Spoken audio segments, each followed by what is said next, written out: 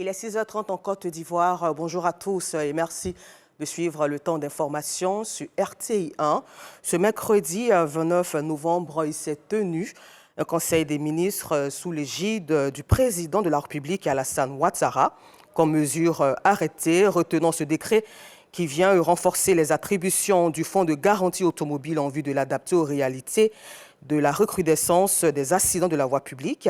Ce décret étend la couverture du Fonds de garantie automobile à toutes les victimes d'accidents de la circulation admises dans les hôpitaux publics et centres agréés. Le point des autres décrets avec Mahama Traoré.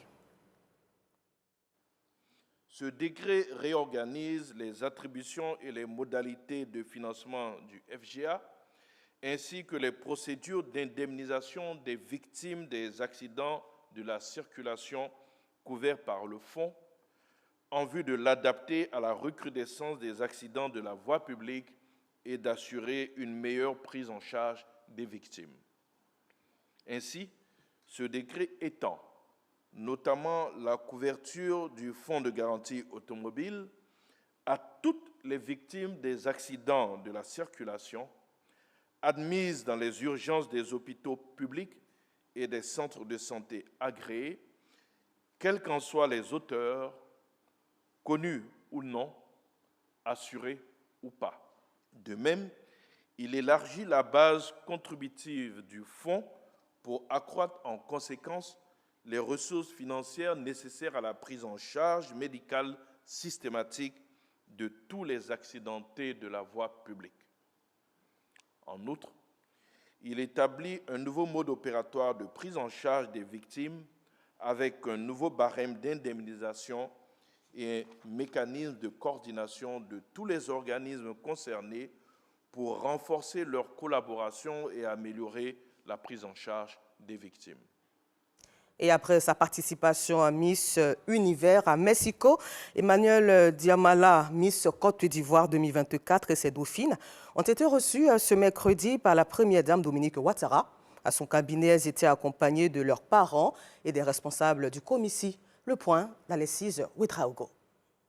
Ce mercredi, au cabinet de la première dame de Côte d'Ivoire, Marie-Emmanuelle Diamala, Miss Côte d'Ivoire 2024 et ses dauphines sont reçues par l'épouse du chef de l'État. Je suis vraiment très heureuse parce que j'ai toujours voulu voir la première dame en face, en réel. Et aujourd'hui, c'est comme un rêve devenir réalité. La première dame est une dame au grand cœur et je suis infiniment reconnaissante envers tout ce qu'elle fait pour moi, pour mes dauphines et pour les Miss qui ont été élues avant moi. Élues le 29 juin dernier à Abidjan, les Miss veulent s'inspirer des actions fortes menées par la première dame, toujours aux côtés des populations vulnérables. L'occasion pour Victoria Pobi, président du comici, de saluer le soutien constant de la marraine du concours. Chaque année, quand elle ne peut pas venir à la soirée de Miss Côte d'Ivoire, après le concours, elle nous reçoit, c'est ce qu'elle fait ce matin. C'est tout à son honneur et chaque fois qu'elle nous sollicitera, on sera heureux de revenir la rencontrer. Les Miss ont reçu des cadeaux de la part de leur marraine, fiers de leur ambition. En plus d'être belle et élégante, vous êtes brillante dans vos domaines respectifs. Je me réjouis également de voir que vous menez des actions sociales à l'endroit des personnes vulnérables. Je vous encourage à continuer sur cette voie pour apporter du bonheur et de la joie autour de vous. J'ai suivi avec attention les débuts de votre mandat et j'ai vu que vous aviez participé à des concours internationaux prestigieux. Je vous félicite d'avoir représenté la Côte d'Ivoire d'une si belle manière à l'extérieur. Je félicite également le comici qui fait un travail formidable année après année pour que le concours Miss Côte d'Ivoire demeure dans l'excellence.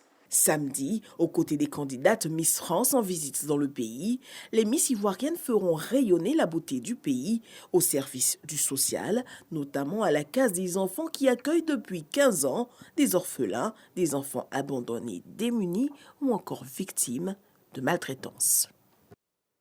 Et toujours en Côte d'Ivoire, en société, les populations impactées par le déguerpissement mené par le district autonome d'Abidjan auront bientôt un toit. Le site promis par le gouvernement ivoirien a été visité par le Premier ministre Robert Begré-Mambé. Il se trouve dans la sous-préfecture d'Anyama, précisément à proximité du village d'Andokwa. Et dans ce même élan, la Y4 a fait également l'objet d'une visite par le chef du gouvernement et sa délégation. On fait le point de ces visites avec Franck Kouadio.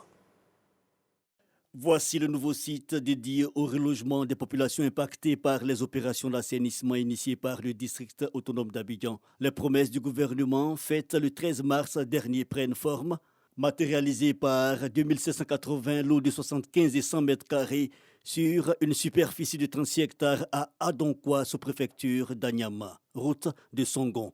Une visite donc du Premier ministre pour le constat du plan de lotissement et sa mise en œuvre. Sur ces sites, l'aménagement sera fait en sorte que la voirie principale sera bitumée. Les voiries secondaires et tertiaires, c'est-à-dire deuxième et troisième niveau, seront en pavé. Et à cet endroit, nous allons positionner des agoras pour permettre à la jeunesse de s'exercer au sport et de se divertir de façon sereine. Et des programmes d'accompagnement seront élaborés pour prendre en charge les jeunes et les femmes. Et en ce qui concerne l'électricité, nous allons privilégier l'énergie solaire pour l'éclairage public. Et nous avons demandé aussi au BNET de faire en sorte que nous puissions tester l'énergie solaire pour l'alimentation des populations en électricité. Le Premier ministre Robert Begré-Mambé, qui était accompagné des ministres à charge de la maîtrise d'ouvrage technique de la Y4, voie de contournement du Grand Abidjan, mais aussi de plusieurs autres membres du gouvernement, a sillonné plusieurs sections, autoroutes et échangeurs liés au périphérique et à l'autoroute du nord d'Abidjan. Nous venons de visiter un tronçon qui fait environ 30 km, si on met les deux bouts ensemble, et pour un montant de près de 66 milliards de francs CFA, financé aussi bien par la BAD que par la Banque mondiale. Ce que nous notons, c'est que tout cela va contribuer à fluidifier le trafic, c'est-à-dire que celui qui est à Bingerville, qui demain voudra aller à Yamoussoukro, n'a plus besoin de traverser tout Abidjan, il passe par Iguelkak et il prend l'autoroute, il est parti. Et tous les chantiers seront terminés au plus tard en octobre 2025. La Côte d'Ivoire en marche et des milliers d'emplois actifs et en perspective à travers les différents chantiers. Un bon point relevé par le Premier ministre Robert Begré-Mambé. Et pour parler toujours développement, dans le cadre de la journée africaine de la statistique 2024 célébrée le 18 novembre, l'Agence nationale de la statistique a organisé une journée porte ouverte. Et cette rencontre s'est déroulée ce 20 novembre dans les locaux de l'École nationale supérieure de statistique et d'économie appliquée dans la commune de Cocody, en présence de la ministre de l'économie, du plan et du développement Nialé Kaba. Objectif, sensibiliser le public à l'importance de la statistique dans tous les aspects de la vie sociale et économique du pays. Juliette Ouya. Mobiliser et former une nouvelle génération de cacaoculteurs capables de relever les défis de développement et proposer des solutions innovantes. C'est tout l'enjeu de la 3e édition du Forum national du jeune cacaoculteur et chocolatier qu'organise l'Union interrégionale des coopératives de cacao de Côte d'Ivoire. Le défi pour notre pays n'est plus seulement technique, mais il est scientifique et sociétal. Notre rôle est de nous assurer que les solutions envisagées reposent sur la base de solides connaissances et de recherche. La valorisation des innovations qui permettront de transformer les contraintes en opportunités. La jeunesse a été invitée à s'impliquer de manière active afin de mieux répondre aux défis que présente la filière pour une cacaoculture durable. L'objectif est de préserver l'environnement et garantir l'avenir du cacao face aux nouvelles exigences mondiales en matière de durabilité. Le Forum national des jeunes cacaoculteurs est une plateforme de partage d'expériences pour nous prononcer sur notre engagement sur tout ce qui est cacaoculture durable et la pérennité de la filière cacao, mais aussi un lieu pour pouvoir renforcer aussi nos capacités avec l'appui technique aussi des ministères et des institutions qui nous accompagnent. Ce forum intervient comme une plateforme de réflexion, de plaidoyer et d'action. À présent, la page santé en ce mois de novembre dédiée À la sensibilisation au cancer de la prostate, le groupe RTI, Radio-Télévision Ivoirienne, a décidé de mettre la santé de ses employés au cœur de ses priorités. Au siège donc dans la commune de Cocody, les hommes de plus de 45 ans ont participé à la séance de dépistage. L'engagement du groupe RTI à travers sa direction vise à mettre l'accent sur l'importance du dépistage précoce, également sensibiliser le public et encourager surtout les hommes à se faire dépister tôt. Le point avec Sidonie Davila. Ce mercredi matin, à l'entrée de l'infirmerie du groupe RTI, une disposition particulière. Les hommes répondent à un appel important, celui du dépistage du cancer de la prostate. Parmi eux, Isaac Bakayoko, avant d'entamer ses tâches quotidiennes, décide de se faire dépister. L'examen, simple et rapide, consiste en une prise de sang. C'est une très bonne initiative. Ça prouve que le groupe se soucie de l'état de santé de ses agents. Si nous devons être performants, mais il faut que nous soyons en bonne santé. L'affluence vers l'infirmerie s'intensifie à l'heure de la pause. C'est un moment propice pour les agents. Tous reconnaissent l'importance de cette initiative. C'est pas donné, voilà. Vu le coût dans les cliniques de la place, donc s'il nous offre cette occasion de nous faire dépister gratuitement, il faut saluer ce geste de haute portée. J'invite tous mes collègues à se faire dépister, car c'est très important. À côté des agents actifs, des travailleurs à la retraite profitent également de cette séance de dépistage. Merci d'abord au directeur général de la RTI qui a accepté que les retraités de la RTI viennent se faire dépister au sein de la RTI. C'est très important. Et par la suite, c'est normal de faire un bilan pour la prostate. Depuis 5 ans, tous les ans, je passe faire mon bilan de santé. Il ne faut pas mourir ignorant quand même. Et c'est ainsi que je suis venu ce matin. Je suis un peu désolé que mes camarades seniors ne soient pas nombreux là. Depuis son bureau, le médecin en chef supervise les consultations. Il se réjouit de l'engouement des travailleurs. Dans tout cancer, le plus important, c'est le dépistage. Parce que tout cancer peut être guéri, mais pourvu qu'on s'y prenne tôt. Pour un homme à partir de 45 ans, c'est toujours bon de faire un dépistage régulier, c'est-à-dire d'aller tester dans le sang une hormone qui va nous dire que la prostate fonctionne bien ou elle fonctionne mal. Aujourd'hui, en Côte d'Ivoire, on peut commencer le traitement de A à Z et guéri. Donc, important pour toute la population ivoirienne de se faire dépister. Le cancer de la prostate est l'un des cancers les plus fréquents et reste une cause importante de mortalité chez les hommes. À l'occasion de Novembre Bleu, la direction générale du groupe RTI montre son engagement envers la santé de ses employés. Et toujours dans cette même atmosphère de privilégier le bien-être des populations, la méthode de la mère kangourou consiste à mettre le nourrisson peau contre peau avec son parent. Cette méthode recommandée pour la prise en charge des prématurés est promue par la fondation Oufouette Mami Fete. Elle a tenu donc une conférence le 19 novembre dernier au CHU d'Angré en vue de sensibiliser les parents. C'est en présence de notre reporter Didier Nguessa.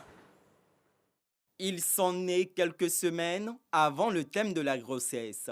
Mais grâce au suivi médical et à l'implication des parents pour la méthode kangourou, ces prématurés sont désormais en bonne santé. Le premier avait 1 kg, le deuxième avait 500 grammes. Mais jusqu'aujourd'hui, là, elles sont à 3 kg les deux. Et la méthode kangourou, ça nous a aidé beaucoup pour leur poids. À l'occasion de la Journée internationale des prématurés, la Fondation Oufouette Mami Fete sensibilise à la prévention des naissances prématurées et à la méthode kangourou. Nous insistons sincèrement sur la méthode de soins. Un kangourou, c'est naturel et ça crée cette sécurité entre l'enfant et la mère. La mère se sent utile dans la prise en charge de son enfant. L'enfant se sent en sécurité d'être porté par sa mère. Tout le monde peut faire des bébés prématurés et tout le monde peut faire la méthode kangourou. Les hommes peuvent aussi faire la méthode kangourou. Nous aidons les enfants en milieu hospitalier pour voir si les mamans vraiment tiennent compte de la direction de ce que nous demandons. Est-ce que là-bas, ils font vraiment la méthode kangourou? Est-ce que là-bas, ils prennent soin de l'enfant? Est-ce que l'hygiène y est? C'est tout ça que nous faisons. Créée en 2009, la Fondation Oufoué-Mami Fete apporte réconfort et soutien aux familles avec des enfants nés prématurément. Hors de la Côte d'Ivoire, en Ouganda, 4 jours après son arrestation au Kenya et son extradition dans des circonstances controversées, l'opposant historique ougandais Kizza Besigye a comparu devant une cour martiale à Kampala ce mercredi 20 novembre qui lui a signifié des charges retenues contre lui. Celui-ci est notamment accusé d'atteinte à la sécurité nationale et d'activités subversives à l'étranger visant à déstabiliser l'Ouganda. Et puis, terminons au Moyen-Orient où le nouveau chef du Hezbollah, le cheikh Naïm Qassem, a affirmé ce mercredi 20 novembre qu'aucun accord de cessez-le-feu ne serait accepté s'il violait la souveraineté du Liban. Cela en réponse aux intentions d'Israël d'exiger une liberté d'action en territoire libanais contre le groupe chiite dans le cas d'un accord. Et lors d'une intervention télévisée, Naïm Qassem a déclaré qu'Israël ne peut pas imposer ses conditions au Hezbollah alors que Washington a dépêché son envoyé spécial pour faire taire les armes. Encore merci à vous de nous avoir suivis. Bonne suite de programme sur RTI 1. Suivez tout de suite Matin Bonheur.